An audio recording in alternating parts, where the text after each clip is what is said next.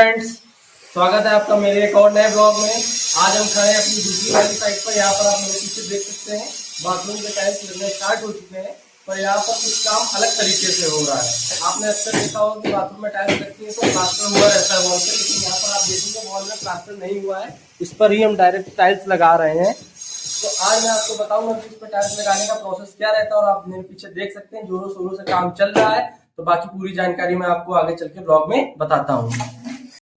तो फ्रेंड, जैसा कि मैंने आपको बताया था अभी वीडियो में कि इसमें दीवार में प्लास्टर नहीं हुआ, तो यही है वो दीवार जिसमें कि हमने प्लास्टर नहीं किया। ऐसा ही पूरे चारों तरफ था कि हमने प्लास्टर किया था, बाकी नीचे 5 फीट हमने छोड़ दिया था टाइल्स लगाने के लिए। तो इससे फायदा क्या हुआ कि हमारा प्लास्टर का जो भी खर्चा था और टाइम दोनों की बचत हो गई है। तो अब काफी लोग ये सोचेंगे कि इस पे प्लास्टर नहीं है तो क्या इस पे टाइल्स टिकेगी, लेकिन इसका भी सॉल्यूशन है। वो जो एक केमिकल आता है वो मैं आपको दिखाऊंगा कि हम इसमें कौन सा केमिकल यूज कर रहे हैं, जिसकी वजह से हमारा ये एक्स्ट्रा जो खर्चा था प्लास्टर का वो बच गया और डायरेक्ट वॉल पे टाइल्स हमारी चिपकाई जा रही हैं। तो ये है वो केमिकल का बैग जिसकी मैं बात कर रहा था। इसका नाम है MYK लेटिक्रेट। तो ये जो एक एडिसिव का काम करता है, एक तरीके का एडिसिव है जो कि इसको हम सीमेंट में मिक्स करके बनाते हैं, और इसको जब आप टाइल्स पे लगा के चिपकाते हैं ब्रिक वाली वॉल पे, तो ये इतने अच्छे तरीके से बॉन्ड बनाता है कि ये कभी भी उखड़ेगा नहीं। मतलब ये बिल्कुल अच्छी तरीके से मजबूत रहता है। तो फ्रेंड्स, एक और इम्पॉर्टेंट बात है कि ये MYK लेटिक्रेट हम इसलिए भी यूज कर रहे हैं क्योंकि ये एकदम कॉस्ट इफेक्टिव रहता है। अब क्योंकि हमने प्लास्टर करवाया नहीं है तो हमें एडिसिव तो लगाना ही लगाना। अगर हम प्लास्टर करवाते तो सीमेंट मोरंग का खर्चा और मिस्त्री का खर्चा ज्यादा आता, जबकि इसको अगर हम यूज करेंगे तो इसका खर्चा कम पड़ा है, क्योंकि एक बैग 280 रुपीज का पड़ता है आपको।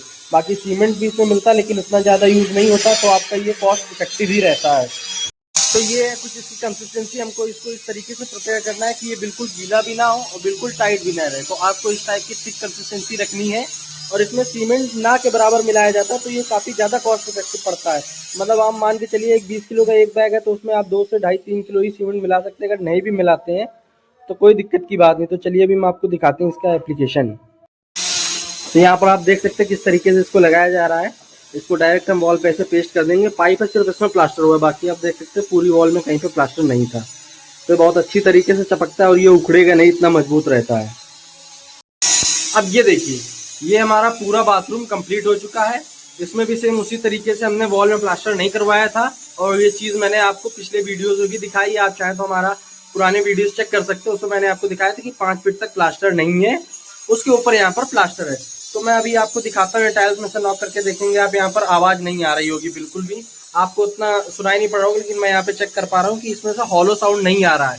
अब किस लिए नहीं आ रहा है? क्योंकि हमने इसमें जो केमिकल यूज किया है वो काफी अच्छा है, मतलब अच्छा एडिसिव है। वो इतना अच्छा बॉन्ड बनाता है कि कहीं पे हॉलो साउंड आता ही नहीं है, और जब हॉलो साउंड आएगा तो जाहिर सी बात है उसमें मसाला नहीं, इसका मतलब वो उखड़ जाएगा।